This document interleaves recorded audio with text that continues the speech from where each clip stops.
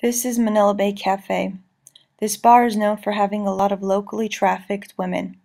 This is where we met Rose and her friend. We also found this obnoxious YouTube video from the perspective of a male tourist. Hands down, this is the wildest freelancer bar I've ever been to in my entire life. It is definitely jam-packed with the wildest horrors I've ever encountered. Really aggressive. You can definitely find anything you're looking for. And Angela will interview her later. But I advise Angela not to go to her home because she may be backed up by some protectors. Well, she said she's a freelancer. I don't know. Well, that's her claim. I took the professor's advice and didn't go to Rose's home.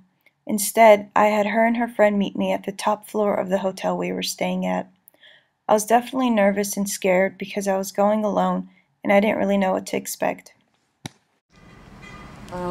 Sometimes if the man wants to go with me, then they ask me how much to pay about that.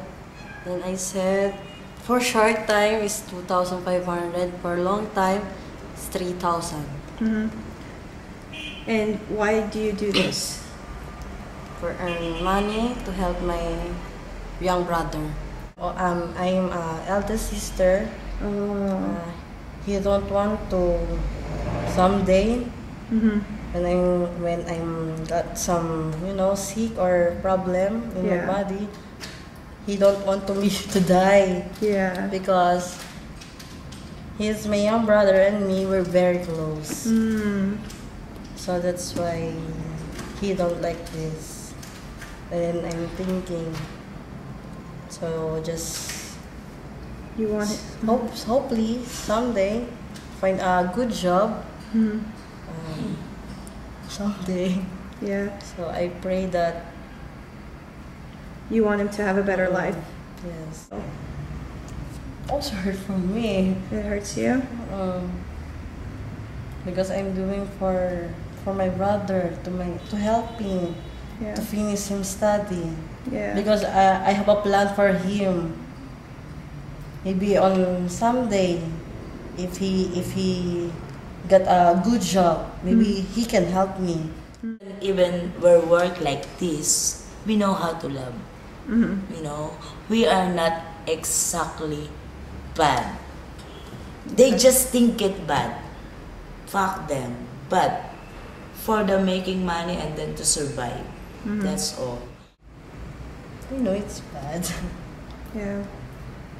But No you feel like you have no other choice? Yes. No choice. But someday, I want to stop like this. What happened with you and your stepfather? Stepfather, I stepped his face, because he's going to rape me.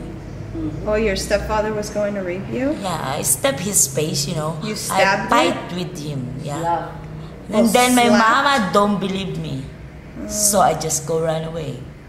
So how It hurts, so hurt. hope for your children in the They are future? smart. I hope at least graduating. And as long as I can, inside me, what happened to me, I don't want to happen to them. For me, I just prayed, please don't let them know. Because it's sad what I'm going to feel, It's very killing me. Yeah. I want my child to successful life. Not like me. And I want to finish her study hard, then some business. If I'm going to pray, and then yes, God helps you, but if you don't help yourself, it's not gonna happen. You don't. I always to keep on my mind, don't give up. Because I have daughters, I have a husband, I have a good brother and sister.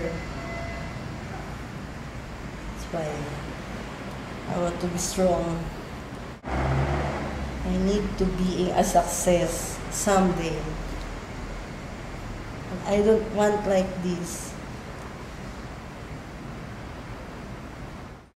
The problem of trafficking, especially sex trafficking, is still very prevalent in our country.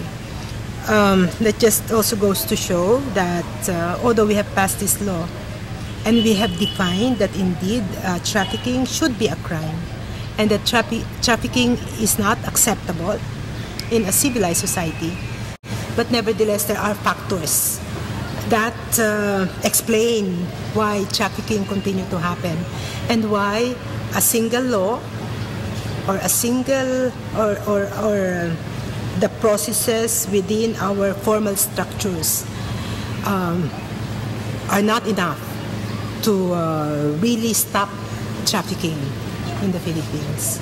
And I think that this is what is important to grasp, to understand, because the issue of trafficking is a very, very complex issue. It has many layers, and aside from, I think, addressing the concrete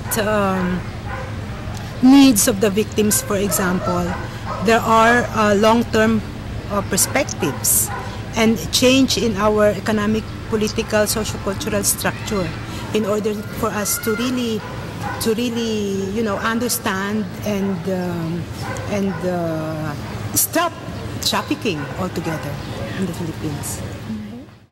Midway through the trip, we traveled to Subic Bay, where the main U.S. military base is located.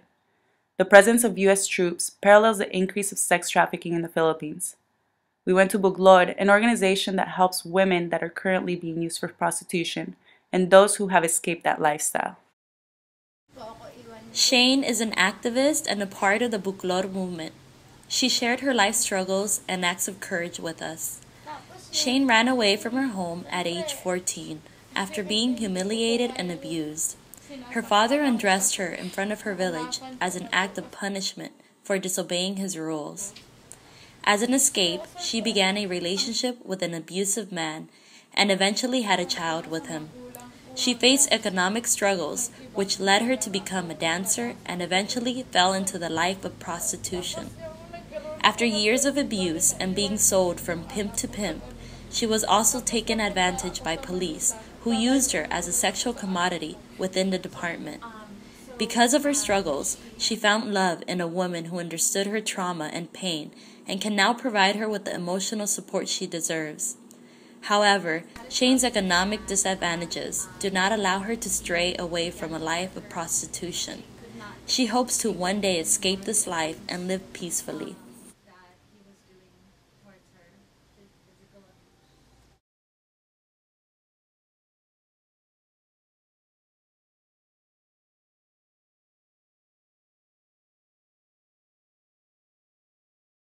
It was midway through our trip to Subic Bay that I wanted to get on the next plane and just go home.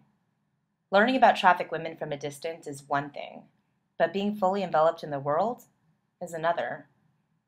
I met Isabel at one of the most popular sex bars on the Strip. She couldn't have been more than 15 years old, and it was her first week there.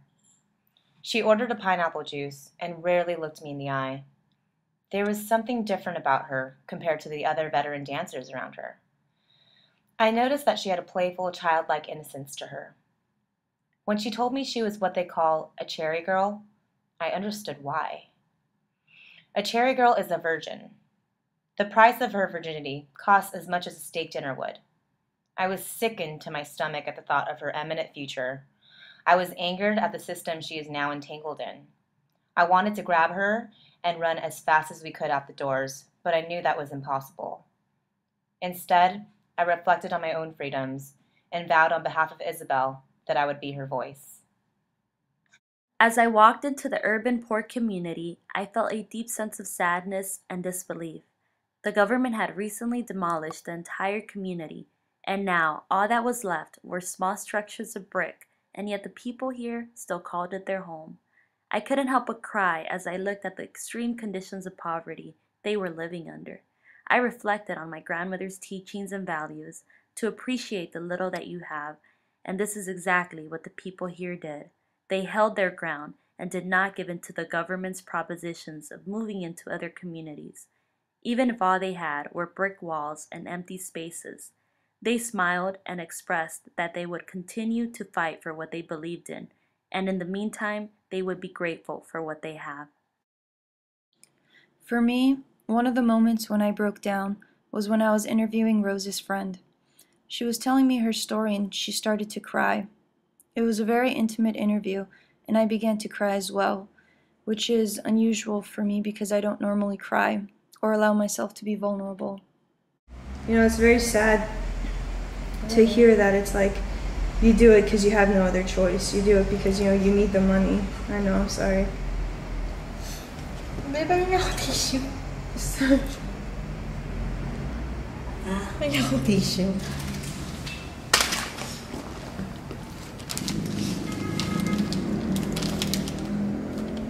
May paiyak na ako. No, I'm gonna cry. Don't you? Tissue. Yeah, tissue. Thank you. Ay, Diyos ko.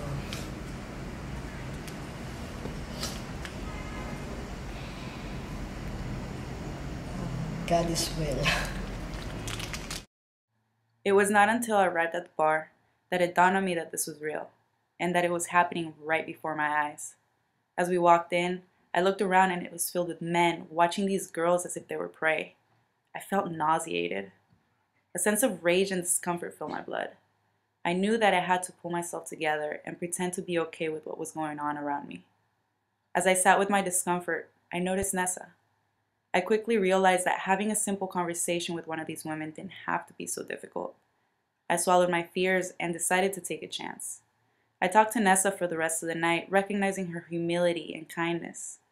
She was just as scared to talk to me as I was with her, and this revelation allowed me to look at her from a different lens and acknowledge that she was just a girl, much like me, with hopes and dreams. We were given the next day to explore the rest of the Philippines. We wanted to see a different side of the country. As some of us partook in outdoor excursions or went sightseeing in the metropolis, we pondered on how a place with so many natural resources and an innate sense of hospitality can harbor such atrocities.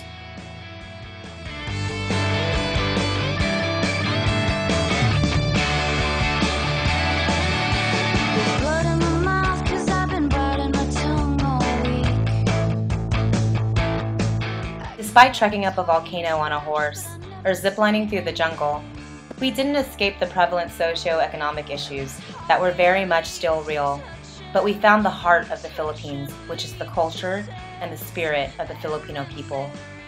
People that stayed resilient throughout the colonization, the wars, and the violence. They reminded us of why we are truly there. We were there for connection. We were there to bear witness to their struggles in order to build the bridges that would connect their stories and those of everyone else around the world. What we wanted to do was not find the missing link that would unbind the chains of modern-day slavery, but we wanted to create a discourse, a global conversation that could be heard above the static of our everyday lives.